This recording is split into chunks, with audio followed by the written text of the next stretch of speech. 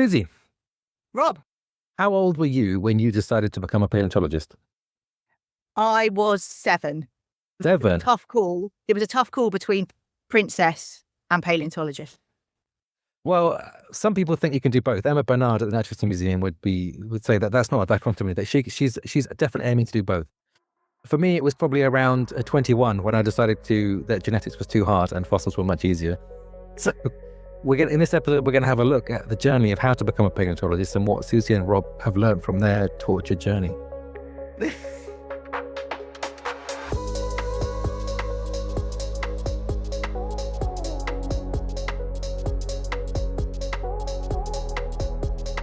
So, Susie, we've been doing the fossil files for a while now. I think we're about 25 episodes in, roughly. We've got about 10,000 downloads, I think, is what we've now crossed. Hooray for us. Woo! 10,000 downloads. How many for you?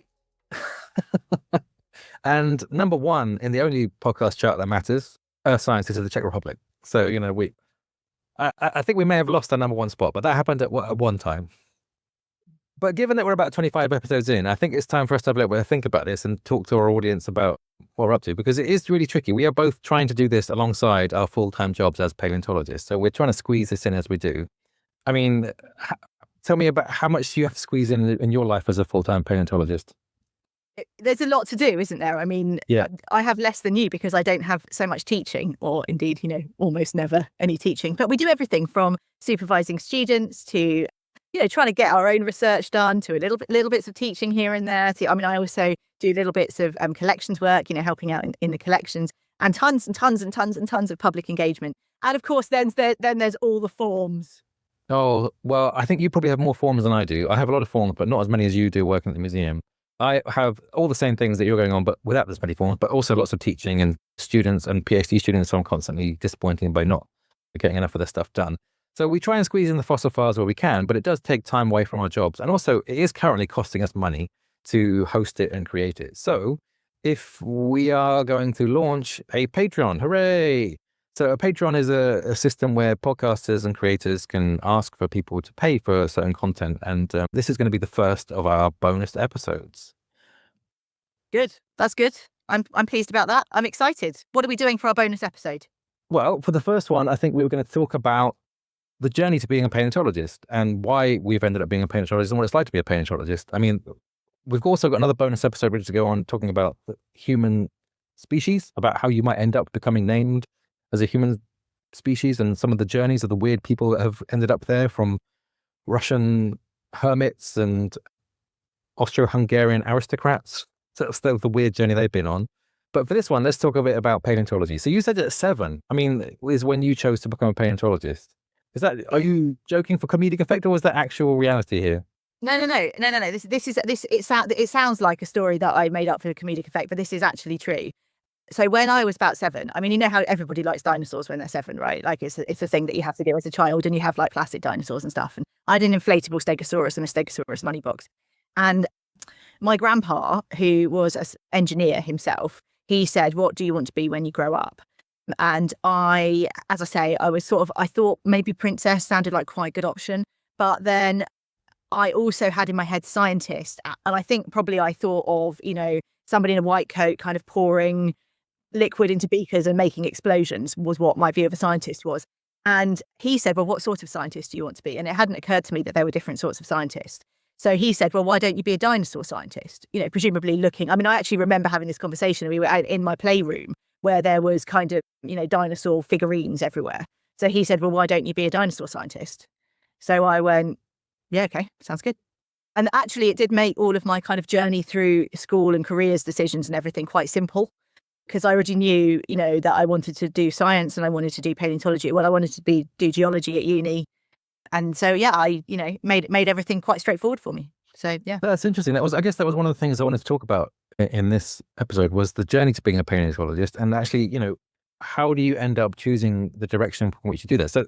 So you were driven from the age of 7. I had a dinosaur phase myself at an early age, but I think, this is going to sound harsh now, but I don't want to say grew out of it, but let's say transition to other interests, shall we?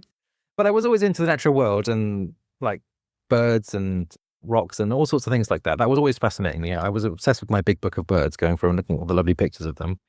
again, it's perhaps a trait that I share with many of the sort of early scientists and proto-paleontologists. But I think what really got me into it was evolution in the first instance. Not so much because I was interested in dinosaurs, but because I was interested in evolution. I was fascinated with that as a teenager. So I was reading Richard Dawkins' books, and that really got me into it. Now, Richard Dawkins is an unusual character that has some problematic views that we're not going to go into here. But his Selfish Gene books and the other ones, that really got me into it because I was absolutely fascinated by the idea that there is this process that creates the diversity that we look around us. So I'm fascinated by the diversity of life on Earth, but then what is the process that does that? That was the route that led me down it. That's interesting. So my books that inspired me when I was a teenager were a different Richard Forty, who was here at the Natural History Museum, and he wrote a book. The first book that I read of his was called Life: An Unauthorized Biography, and that was basically the history of life on Earth. He was a trilobite guy, of course, but so he talks about trilobites a great deal. And then he wrote a book called Trilobite! Which I also read subsequently. But that book, the Unauthorized Biography of Life, that I got as a year 11 prize for coming top in my GCSE geography in my school. So it's on post, it's still dining out on that year 11 top of geography. Oh yeah, dining out on that one. So, well, the thing is, Rob, that it's been so many awards since then. Well, you and I share an award, actually. We haven't mentioned that before. You and I both, we were both nominated for the same award at the Paleontological Association, and they couldn't decide between us. So we both got it that year. But I don't have the top geography year 11. You have one up on me there. Yeah. So, but we've read the book. Well, that's interesting because you ended up being his colleague. Well, actually, he was long retired by the time that even then I was a postdoc. He was long retired. So yeah. So I did end up. I did end up running into Richard Dawkins too because he was at the University of Oxford when I went there as a student. So anyway, let's go back then. So we've got this idea. You're interested in dinosaurs and you've decided you want to be a dinosaur doctor. I'm interested in the natural world and want to be an evolutionary person. So what choices do you make next? Because this is what I guess a lot of people ask about the journey to being a paleontologist. Well, we'll come to the reality of what being a paleontologist is like later on, but the choices you make at that stage are important. But you and I both chose different routes, right? So you went down the geology route. Yeah, absolutely. And I mean, that was always a real interest and passion for me was geology. I don't think I realised really that you could do paleontology by coming at it through a biology route. I don't really remember making a kind of conscious decision to do geology over biology. I did biology A level, but I was just always completely set on geology. And I think I was very influenced. I really loved physical geography at school as well. And so that was, geology was part of that. So that was always what I was going to do. But it's weird doing geology because often you don't study it at school before. So I had never studied geology till I started my degree. Whereas if you do biology, you've at least, you've probably been studying it since year 7, haven't you? So that's absolutely true. And most degree programs acknowledge that, right? If you go and study earth sciences or geology at a university, I can't speak for, most of what we're going to talk about is focused on the UK, but the same is true of other places in Europe and North America and whatnot.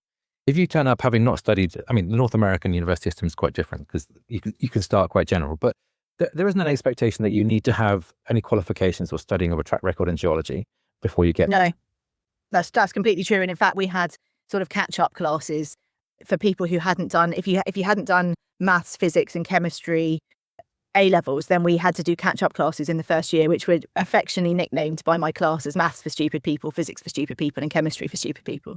So I had to do both maths. Yes, it is unfair, but I had to do both maths and physics for stupid people because my A levels were chemistry, biology and geography. So where was all this taking place? Was this at Cambridge, Imperial? I can't remember where you're on. No, I did my undergrad degree at Imperial. Imperial, yeah, okay. So you were, they're quite hardcore rocks there. So that's a geology environment you're in there. Yeah, no, very little paleo actually at the time. More paleo these days, but very little then. Yeah. So I went down because I was going down the biology route was different for me. So I was very focused on where I wanted to go to do the evolutionary biology. So at the time, genetics was the exciting thing. In the 90s, which is when I was making these decisions. Oh God, that sounds so old. In the 90s, can you imagine that genetics was the new technology at the time? Well, I guess it is now too. Yeah. So I was very focused on trying to find places that could offer genetics. And I would ask that question on the open days. I even remember went to the University of Bristol and asked the open day, do you do genetics? And they went, oh, no, not so much. We're mainly focused on behavior. And I was like, little knowing that in following the time, I'd be back there to go and do my PhD. Anyway, So I ended up going to University of Oxford, that's where I ran into Richard Dawkins, I guess. But I wanted to go and do genetics until I found out that the lab work for genetics was really boring. It was putting one small clear liquid into another vial of another clear liquid and come back in 3 days later and have a look at what you got. Now, that put me right off until I had my undergrad tutor, Tom Kemp. He just put a fossil on my hand and said, there it is. And then I was like, immediately, I was taken, right? You're directly connecting the past, right? That is. So what it was really, you're into this sort of instant gratification. That's what you needed. None of this growth DNA. Oh, no patience whatsoever. I need the direct connection. I need to be able to pick up the fossil, look at it, hold it, and touch the past. That was there for. I mean, it also helped that I had two really inspiring lecturers that got me into that, Tom Kemp, but also our friend Paul Barrett, who was teaching at the time there, who you work with closely, right? So yeah, he's slightly responsible for this. But I guess rather than being self-indulgent and talking about our own passions and interests, the reason we're saying all this is it's part of the story about how to become a paleontologist. That's what this episode's about, right? And the journey can, there's a fork in the road as a school student. When you think about your university studies, often you're going to be thinking about geology or biology. And indeed, even if your undergraduate degree doesn't involve a lot of that, there's still roots into that. And that's what we're going to talk about next.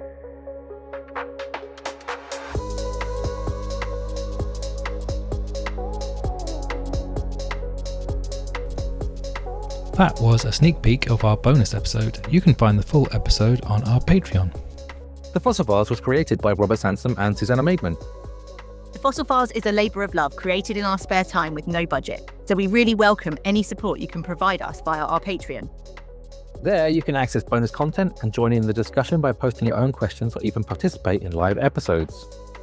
In either case, we want to hear what you think.